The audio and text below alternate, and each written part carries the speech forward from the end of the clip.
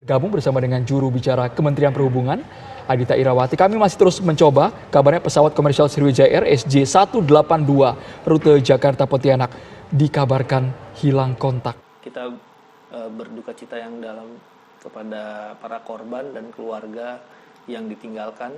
Innalillahi wa inna ilaihi rajiun. Allahumma firlahu warhamhu wa'afi wa'fu anhu.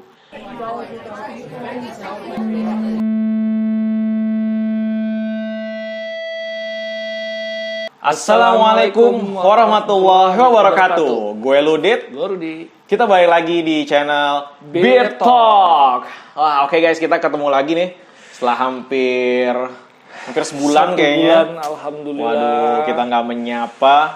Dan ternyata ya kita tuh kemarin agak sempat bukan vakum ya, off ya untuk sementara. Karena ternyata Rudi sakit. Sakit apa tuh kemarin tuh cuy? Ya pinggang gue kemarin. Aduh, faktor U berarti ya kalau pinggang ya.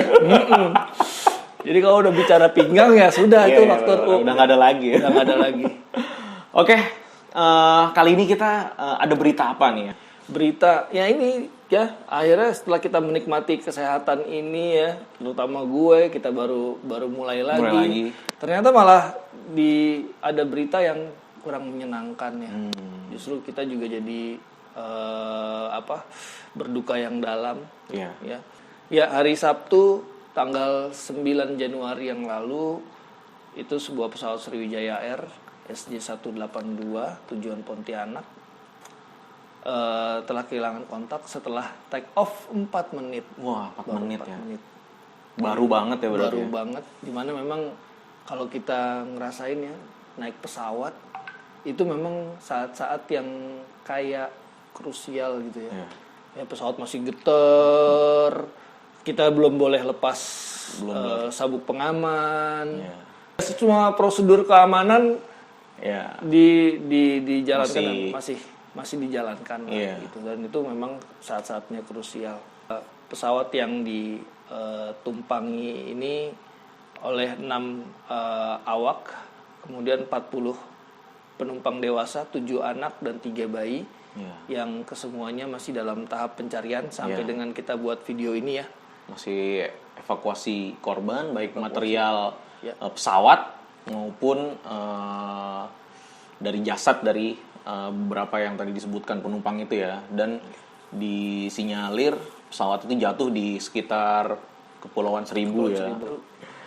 Ya tentunya kita turut berduka dan prihatin ya atas musibah ini ya guys.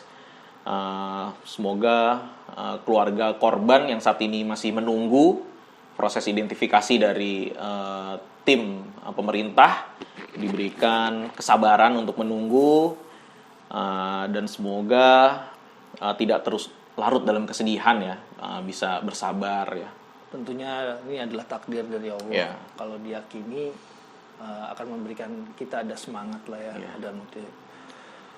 Oke guys, kita tentunya dengan berita ini pasti di mana-mana sedang ikut viral ya, memberitakan kejadian ini ya. Dan ada yang menarik di beberapa status media sosial atau di beberapa feed dari media sosial banyak yang mendoakan. Hampir di seluruh Indonesia ikut mendoakan agar ada yang selamat atau untuk yang meninggal. Nah ini nih yang banyak mendoakan, diberikan pahala mati syahid. Wah, nah ini gimana cuy? Apa sama dengan yang kalau mati di medan perang seperti itu nggak cuy? Nah kita coba sudah seperti biasa sudah mengundang Ustadz yang nanti akan berbicara melalui file media YouTube. Seperti yang kita tahu kan ya, kalau mati syahid itu kan biasanya mati di medan perang. Zaman-zaman Rasulullah SAW ya kan.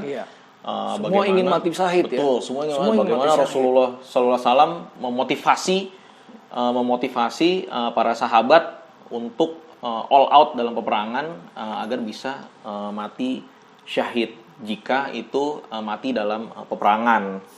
Tapi ternyata dalam hadis yang lain, Rasulullah SAW menyampaikan ada 7 golongan di luar 7 golongan yang akan mendapatkan pahala mati syahid di luar dari mati di peperangan tersebut. Oh, apa aja tuh, Cik?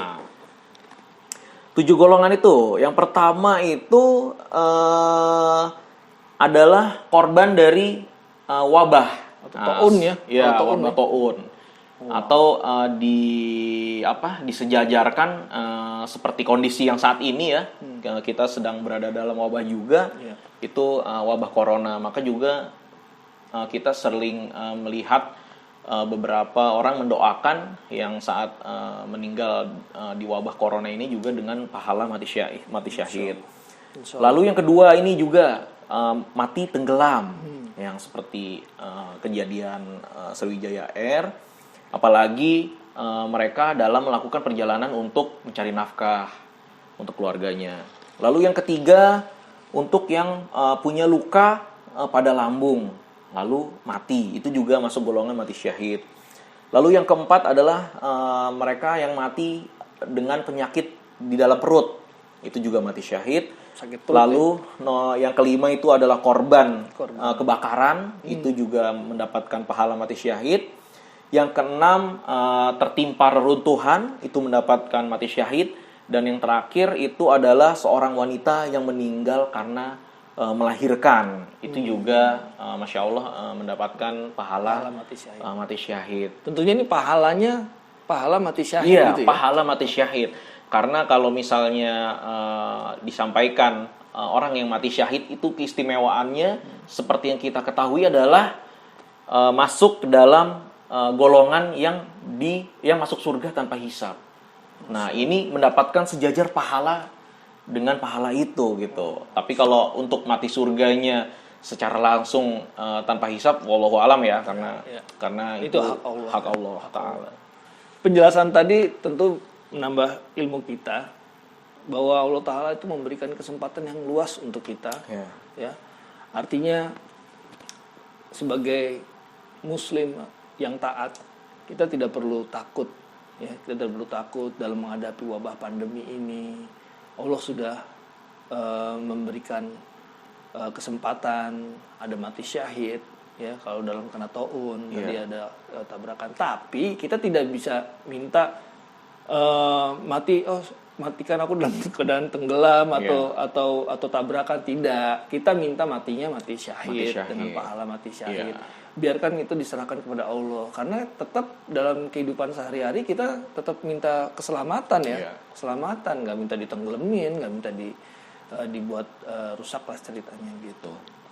Dan ini juga keajaiban Islam ya, kalau menurut gue pribadi ya, maksudnya keajaiban Islam yang 1400 tahun lalu memprediksi jauh ke 1000 atau 2000 tahun ke depan gitu. Maksudnya sudah diprediksi bahwa peperangan pasti akan selalu ada, tapi kan nggak selalu seperti peperangan yang 1400 tahun yang lalu. Maka itu Allah tetap menyediakan pahala mati syahid yang umat muslim juga bisa dapatkan. Bukan hanya umat muslim yang hidup pada zaman Rasulullah SAW, di mana Islam masih disiarkan kan. Kalau sekarang dengan kondisi sudah seperti ini, ternyata kita juga masih bisa mendapatkan pahala mati syahid, mendapatkan kesempatan. Maka seperti yang tadi lo bilang, makanya kita tidak henti-hentinya kita berdoa agar mendapatkan pahala mati syahid atau masuk surga tanpa hisab. Nah, kalau kita spesifikkan kejadian musibah Sriwijaya Air, ini ada digolongkan ke dalam hadis yang tadi kita sebutkan ya. Nah, kita akan dengerin Ustadz Firanda Hafizullah, ini videonya. Apabila seorang muslim ingin bekerja, tiba-tiba di perjalanan menuju tempat kerja ia kecelakaan dan meninggal. Iya, saya bilang dia bekerja, dia itu ingin menafkahi anak-anak dan istrinya. Itu amal soleh atau bukan? Amal soleh. Kemudian dia kecelakaan, tabrakan. Tadi sebenarnya ulama seperti Syekh bin Baz mengatakan ini termasuk dalam sahibu al-hadam, yaitu orang yang meninggal karena reruntuhan, di antaranya karena kecelakaan. Apakah di kereta kemudian terjadi tabrakan, apakah di jalan terjadi tabrakan mobil. Selama dia keluar dalam rangka amal soleh, maka itu insya Allah termasuk apa? Syahid. Jadi ini menunjukkan rahmat Allah. Rahmat Allah begitu luas. Makanya Nabi mengatakan kalau yang mati syahid ternyata harus mati dalam medan pertempuran, inna syuhada'a ummati laqalil. Idzan laqalil, kalau gitu yang mati syahid cuma sedikit. maka Allah membuka rahmatnya, maka banyak orang-orang bisa meraih pahala syahid dengan tidak mesti harus mati dalam medan pertempuran. Wah, Masya Allah. Seperti yang tadi udah disebutkan ya berarti ya, Allah memberikan kesempatan untuk kita semua ya, untuk berlomba-lomba mendapatkan mati syahid. Oke, tidak hanya dalam peperangan ternyata banyak yang bisa kita lakukan dengan mati syahid tadi, dan tentunya dengan niat kita yang tulus ya. Dan kalau kita konversi ke musibah kecelakaan pesawat ini tidak menutup kemungkinan nih, Ci. Iya, insya Allah. Apalagi kalau kita dengar nih berita-berita ya, kapten pilot, kapten Afwan, sholatnya, ya secara zohir kita tahu ya, secara zohir. Balik lagi itu adalah haknya Allah. Tapi secara zohir kita tahu bahwa kapten Afwan adalah orang yang soleh. Kita mendoakan sama Muslim bahwa Kapten Afwan dan rekan-rekan kita atau teman-teman atau saudara-saudara kita yang Muslim yang meninggal karena kecelakaan Sriwijaya Air ini, kita doakan agar mendapatkan pahala mati syahid. Secara eksplisit juga terlihat kan ya. Biasanya kalau hari Sabtu itu untuk pengelaju itu atau hari Sabtu atau akhir weekend itu untuk pengelaju itu waktunya untuk kembali ke tempat kerja. Ya, itu tidak menutup kemungkinan ya, maksudnya para korban di situ memang saatnya mereka untuk bekerja di hari Senin. Dan itu tentunya untuk mencari nafkah ya. Di lain misalnya pilot, co-pilot, pramugara itu kan sudah jelas mereka sedang bekerja ya. Ini untuk penumpang-penumpang ya. Tidak menutup kemungkinan, dan mudah-mudahan kita doakan mereka tergolong dalam orang-orang yang mendapatkan pahala syahid ya. Nah, itu tadi yang terkait dengan kecelakaan. Nah, spesifik lagi, lebih detail lagi gitu. Apakah kecelakaan pesawat nih? Kecelakaan pesawat bisa termasuk atau enggak? Termasuk apa enggak? Ya. Kalau kita tadi udah menjabarkan sedikit, tapi apakah seperti itu gitu kan? Klasifikasinya. Nah, kita lihat video dari Ustadz Abu Haidar. Ya, barakallahu fiik rahimahullah ya. Semoga para penumpang Lion Air yang meninggal semuanya ya, yang muslimnya semuanya diampuni dosa-dosanya, diterima semua amal-amalnya. Apakah kecelakaan tersebut syahid? Iya, Syekh Shalih Al Fauzan rahimahullah nyatakan itu setara dengan mati karena terkena reruntuhan, termasuk ditabrak mobil umpamanya. Kita umpamanya sedang berjalan, tiba-tiba ada mobil nyeruduk, kemudian meninggal. Shalih Al Fauzan menyatakan termasuk syahid, karena disetarakan dengan apa? Dengan mati karena terkena reruntuhan, termasuk korban pesawat. Ya, semoga Allah memasukkan mereka kepada para syuhada dan mengampuni seluruh dosanya, menerima semua amal-amalnya dan ditempatkan di surga. Ya, amin ya. Mudah-mudahan itu kejadiannya waktu kejadian pesawat Lion Air ya, tidak jauh berbeda dengan kejadian yang saat ini terjadi, sama-sama kecelakaan pesawat ya, Sriwijaya Air.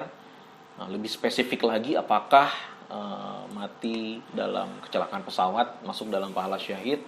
Ustadz tadi menyampaikan, sudah 2 ustadz menyampaikan, insya Allah mereka mendapatkan pahala syahid. Insya Allah, amin. Ya, dan mungkin ada pertanyaan dalam diri kita, terus gimana kalau orang yang hidupnya berbuat maksiat, terus sebelum naik pesawat berbuat maksiat terus mendapat, apakah tetap mendapat pahala syahid nih? Ya kan? Pasti banyak yang bertanya-tanya ya, nggak adil banget kayak gitu kan. Gue misalnya gitu ya, gue yang udah capek-capek beribadah ya, tapi matinya seperti biasa aja gitu. Sedangkan dia mau pergi naik pesawat, menurut mau party gitu ya. Mau party atau misalnya mau berangkat party kemana gitu.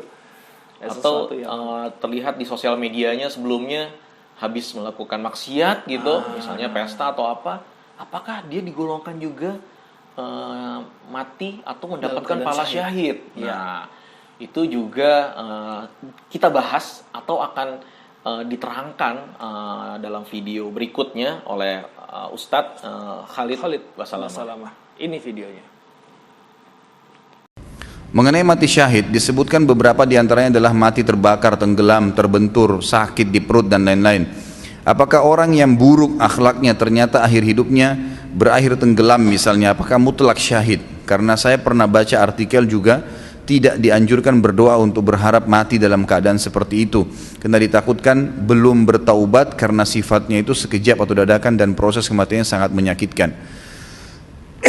Ini sangat variatif pertanyaannya kalau menurut saya. Satu-satu saya akan jawab. Di sini pertanyaan pertama yang saya tangkap adalah, apakah mutlak orang yang mati tenggelam itu dihitung syahid walaupun tadinya buruk akhlaknya? Manusia tidak ada yang sempurna. Sekarang saya pernah kasih contoh begini ikhwah.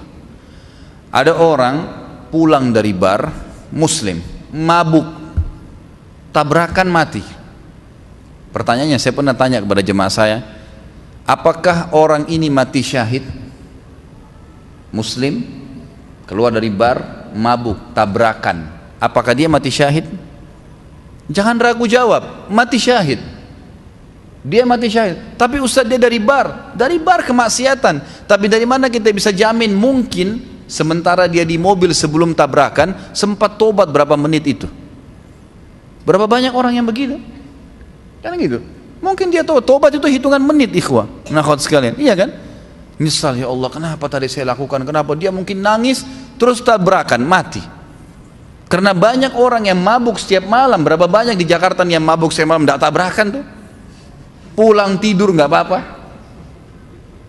Iya kan? Dari sekian banyak yang mabuk, berapa orang yang tabrakan? 1-2 orang. Memang jelas tuntunan syariat kita orang yang tabrakan mati syahid.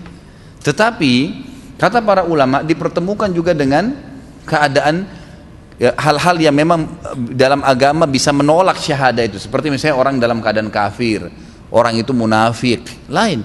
Tapi kalau cuma ahli maksiat, kan gitu, atau akhlaknya buruk, apalagi akhlak buruk ini dinilai secara individual. Misal saya secara pribadi karena nggak suka, dia kadang-kadang nggak tegur saya anggap akhlaknya buruk, lalu kemudian dia mati tabrakan misalnya, atau tenggelam, lalu saya bilang dia tidak syahid karena akhlaknya buruk. Nggak bisa, tolok ukurnya dari mana? Anda yang menilai pribadi. Mungkin saja itu dia tidak tegur, mungkin dia lihat ada maslahat. Mungkin saya pernah, waktu kemarin baru bimbing umroh ini saya balik, ada satu jemaah saya berpapasan dengan saya, subhanallah. Saya kalau tidak salam dia nggak tahu. Assalamualaikum Pak. Baru dia balik, Ustadz, gitu. Baru dia balik. Berpapasan di Masjid Nabawi. Subhanallah, saya terus bertanya, kenapa ya Bapak ini nanti saya tegur baru dia tegur. Ada apa sebenarnya? Dia duduk dengan saya pada saat lagi makan di restoran di hotel di Madinah. Kemudian saya sempat ngobrol-ngobrol tentang masalah operasi lasik. Saya kan pernah pakai kacamata dulu, kemudian saya operasi di Malaysia, alhamdulillah berhasil, gitu kan. Kemudian saya bicara, dia pakai kacamata orangnya. Setelah bicara masalah lasik, dia bilang akhirnya, Ustadz, saya ini kalau dari jarak dekat, apalagi kalau jauh nggak ngelihat orang. Coba bayangkan ya, jadi dia bukan tidak mau tegur, kita nggak boleh langsung suudzon dengan orang. Ternyata dia nggak lihat, dan saya memang tetap cuma bertanya, kenapa orang ini ya? Tapi tetap saya ramah, saya nggak ada masalah. Sampai Allah akhirnya berikan gambaran kepada saya, ternyata memang dia tidak lihat. Dia bilang, itu waktu Ustadz tegur saya di masjid. Kalau Ustadz nggak tegur, saya nggak dengar suaranya, saya nggak lihat. Padahal kalau kita lihat seperti orangnya normal gitu kan. Jadi subhanallah, dari mana tolok ukur buruk atau tidaknya orang ini? Kalau cuma dari kita pribadi dan hanya karena ada masalah individual itu tidak bisa jadi patokan, gitu kan? Kita lihat global perilaku orang itu. Global perilaku orang itu. Jadi Allah alam, yang saya tahu pertanyaan kalau orang tenggelam dikatakan apakah mutlak itu syahid? Iya saja. Pertanyaan yang saya paham dari pertanyaan ini yang kedua adalah, kalau seandainya di sini ada artikel yang mengatakan tidak boleh orang berdoa agar mati dalam keadaan seperti itu. Memang betul. Jangan bilang ya Allah matikan saya tenggelam, matikan saya terbakar. Memang begitu. Tapi kita dianjurkan mengatakan ya Allah matikan saya syahid. Itu betul. Kata Nabi SAW dalam hadis sahih, man talaba syahadata bisidq ballagahu Allahu manazila syuhada wa in mata ala firashi. Siapa yang minta kepada Allah dengan tulus mau mati syahid, tulus memang dia berharap mati syahid. Nanti masalah apakah dia terbakar, tenggelam kah, membela kehormatan di medan perang kah, kena penyakit kusta kah, kena penyakit perut, macam-macam mati syahid itu urusan Allah SWT. Yang penting saya mau mati syahid ya Allah, gitu kan. Kalau dia tulus minta, Allah akan berikan kepada dia kedudukan, pahala nanti di surga, di akhirat. orang mati syahid walaupun dia mati di atas ranjangnya. Memang itu fadilah, kita disuruh. Tapi memang jangan minta khusus kecuali mati di medan perang. Kalau mati di medan perang memang itu sudah umum, gitu kan? Nabi SAW memotivasi sahabat untuk supaya mati di kancah peperangan, itu lain. Tapi kalau jenis ini syahadah yang lain ini, saya ulama mengatakan sebaiknya jangan disebutkan, ya gitu. Misal minta agar mati kebakaran atau agar mati dalam kondisi tenggelam. Banyak banget yang bisa kita ambil dari Banyak banget video ini tuh. Aduh, Jadi apa yang udah sekilas kita sampaikan di awal, ternyata ini detailnya ada di sini semua ya. Tapi gua ada poin yang mau gua mau gua ambil dari Ustadz tadi ya. Iya. Mungkin ada beberapa yang sudah diulang oleh Ustadz ya. Tadi kita kebetulan sampaikan di awal ya. Tapi ada poin. Jadi kalau yang disampaikan oleh Ustadz tadi, mati syahid itu pasti keinginan semua orang ya. Iya. Keinginan semua orang. Ustadz menyerukan agar kita Dan mulai dari sekarang kita sudah menginginkan dan berdoa untuk mati syahid. Tapi ternyata Allah itu milih. Ya, kalau poin yang tadi gua ambil, Allah milih siapa yang akan disyahidkan. Iya. Nggak semua orang bisa mati syahid. Iya. Walaupun beliau ulama kah, Betul. atau ustadz kah, itu belum tentu. Mungkin secara mati zahir syahid. ustadz, terus dalam Iya.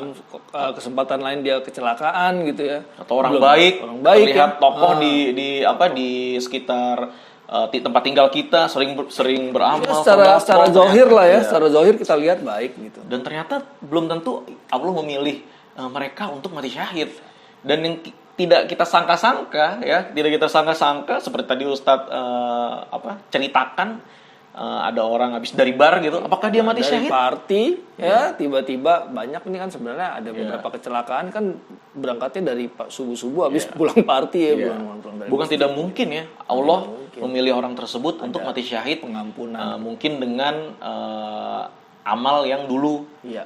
mereka lakukan, dan itu ternyata pilihan. Tapi guys. walaupun pilihan itu adalah pilihan Allah, kita memposisikan diri sebagai muslim itu melihat kejadian, jangan ragu bahwa kita mendoakan, apalagi itu saudara kita muslim kan, Iya. ya meninggal dalam kondisi kecelakaan, jangan ragu bahwa kita mendoakan dia yang terbaik. Iya. Yang terbaik itu artinya ya insya Allah mendapatkan pahala ini gitu ya, pahala mati syahid, kita mendoakan gitu.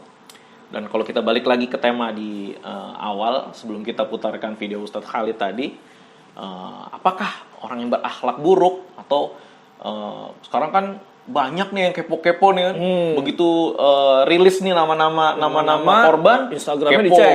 dicek, orangnya seperti ini. Nah, tidak memungkinkan orang tersebut masuk ke dalam golongan orang-orang yang mendapatkan pahala syahid.